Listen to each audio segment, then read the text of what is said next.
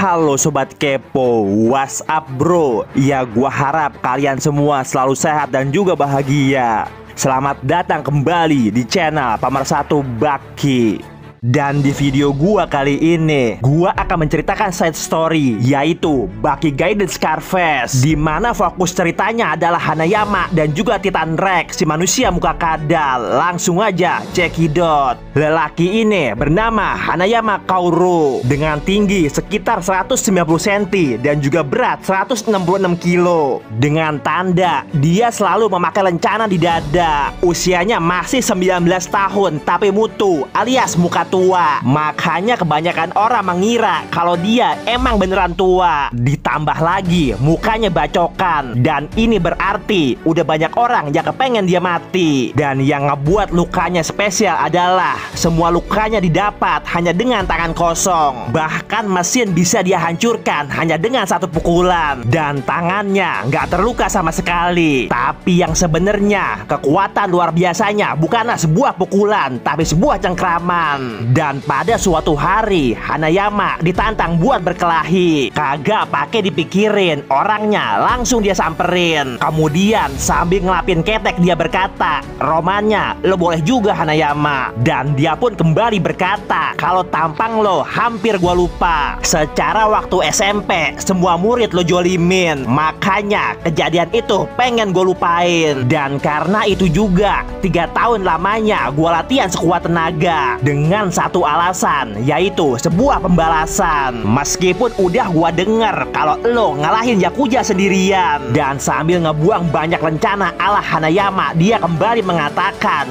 kalau inilah waktunya pembuktian. Dan ternyata semua lencana itu dia dapatkan dari anggota Hanayama yang satu persatu telah dia kalahkan. Hingga akhirnya berita maling lencana sampai juga ke telinga Hanayama. Dan kagak pakai dicari, orang datang sendiri. Kemudian dengan bangga jaketnya dia buka, dan wow, ototnya wadidaw. Tapi bukannya ngeri, tampang Hanayama malah berubah jadi happy. Dan kemudian secara tiba-tiba muka Hanayama langsung ditabok sekuat tenaga. Kagak cuma sekali, Hanayama terus-terusan dia beri. Dan semua orang yang menyaksikan sampai dibuat ketakutan. Tapi sueknya, meski udah ditabok berkali-kali, si Hanayama kagak terluka sama sekali. Dan dengan santuy botol ciu langsung dia patahin. Udah gitu isinya langsung dia tenggak, kagak pakai disisain. Kemudian kagak pakai lama tuh orang langsung ditendang di muka, jebret. Saking kerasa tendangan Hanayama, tuh orang sampai mental seketika. Kemudian lantaran tengsin, dia langsung minta sama Hanayama kalau dia langsung aja dimatiin. Tapi romannya si Hanayama ogah. Malahan dia langsung mengatakan kalau inilah rasanya kekalahan. Dan Hanayama kembali berkata kalau dia baru kalah 2 kali seumur hidupnya. Kemudian lantaran penasaran, tuh orang langsung nanya siapa orangnya. Dan sambil pergi, Hanayama langsung bilang lagi, "Woi Hiroshi, lain waktu ayo kita main lagi." Dan mendengar kalau namanya masih diingat sama Hanayama, kagak pakai lama, seketika itu juga sambil mewek dia langsung mengucapkan rasa terima kasihnya. Tapi lantaran kejadian tadi, alhasil Hanayama masuk kandang polisi.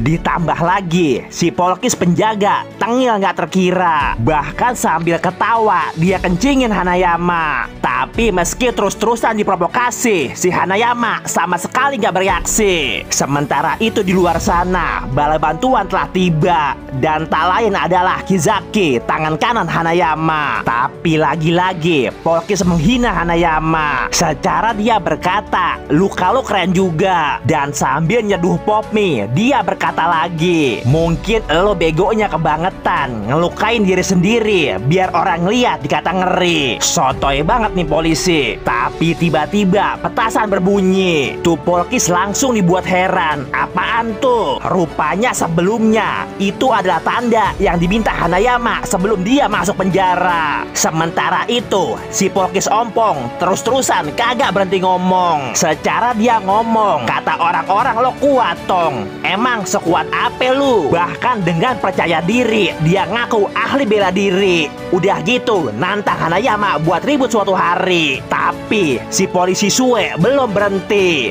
Bahkan tiba-tiba kuah sisa dilempar ke muka Hanayama. Dan bukannya mikir, tuh Polkis malah nyengir.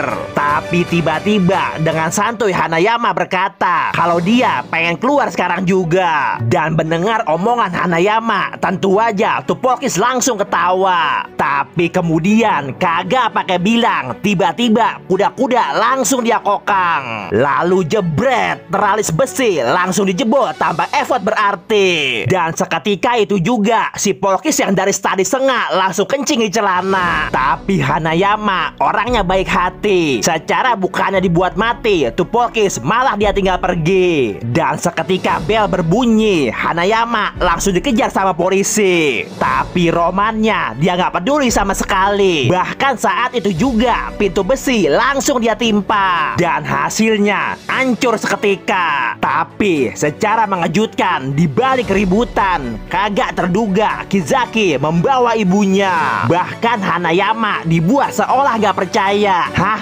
emak? Tapi saat Hanayama terpaku seolah nggak percaya, saat itu juga ibunya langsung kasih bingkisan kepadanya. Dan ternyata itu adalah kue coklat kesukaannya. Muka doang serem, makan coklat. Hanayama pun langsung menyadari kalau nih hari dia ulang tahun. Kemudian dengan rasa bahagia nggak terkira, ibunya langsung dia peluk. Di hari yang sama, 4 tahun lalu, Hanayama bertemu Baki dan bapaknya. Dan di hari itu juga untuk pertama kalinya dia merasakan kekalahan. Sementara ibunya telah sekian lama berjuang melawan penyakitnya. Dan mungkin juga ini tahun terakhirnya bisa bertemu anaknya.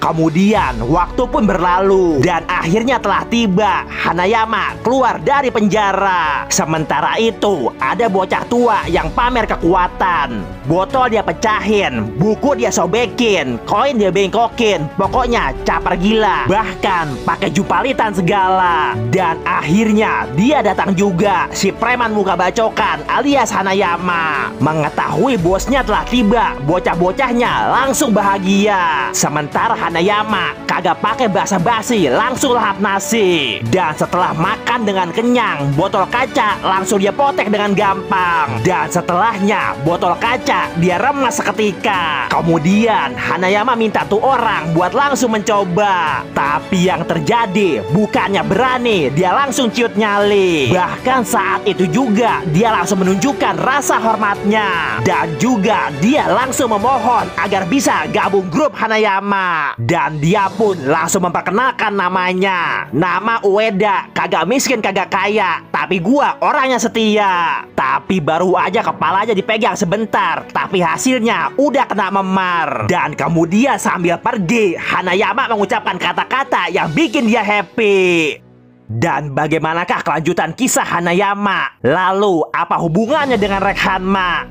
Ya kita bikin asik aja di video gua yang selanjutnya.